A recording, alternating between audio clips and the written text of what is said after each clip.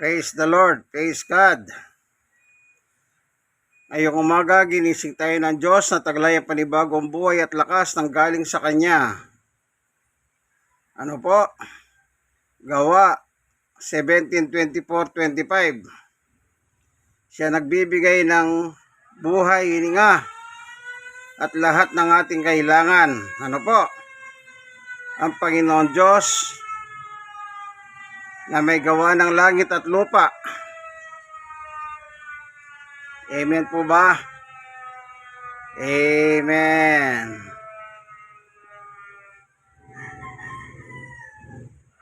In Christ alone, kay Kristo lamang. Ito po, garlic water with calamansi at saka luya. Maganda po ito. Ano po, sapagkat ako'y nakaranas po ng mild stroke. Maghahapat na taon na ngayon. Sa kakapanood ko po sa YouTube tungkol sa mga herbal. Ito po, natutunan ko. Siyang aking iniinom pagkagising sa umaga. Yan. Wala pa pong almusal yun, ha? Yan. Ito po ang iniinom ko kada umaga. Praise the Lord. Ngayon, pagkainom ko po ito, papalipas lang ako ng 30 minutes. Doon pa lang po ako mag-aalmusal. Amen. After 30 minutes, ito naman po yung kape na aking tinimpla. Tandaan nyo po, after 30 minutes, at saka lang po ako mag-aalmusal. Ang almusal po namin ngayon, ito, may kape na po. Ito, pansit, 2 balot na plastic na pansit. Na po, merienda yung isa, ibig sabihin, almusalin namin yung isa naman, para mamaya merienda. Kumbaga, hindi ka nabababa. Ayan. Ano po? Yan po ang aming almusal. Ito naman po yung pan. Yan. Dahil sinasabi nila maganda raw po ito sa mga senior citizen. Ayan.